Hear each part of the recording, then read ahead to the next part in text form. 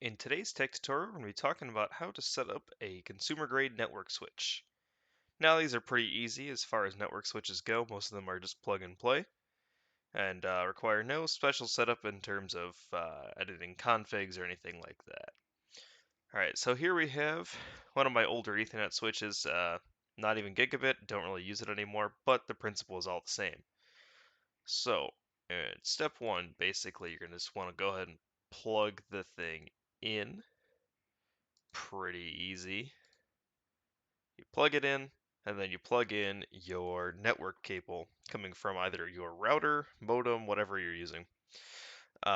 In this case, I have it running off my other Ethernet switch, which I use it on a daily basis, but same principle. You can see it lit up green, means you're plugged in, you got connection. And if it starts blinking, that means it's working. So next step is to go ahead and plug in your second cable. Once you've got your second cable plugged in, you'll notice that one also will start blinking as well, meaning that it's trying to use the internet, trying to use the network. So with both cables plugged in, you should be getting internet on the second device, on the device you have plugged in. And so just for a quick example, let's check my network.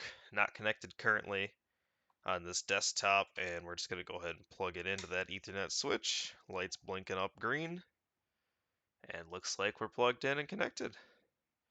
And that's all you really need to do for this. Thanks for watching. Please remember to like and subscribe.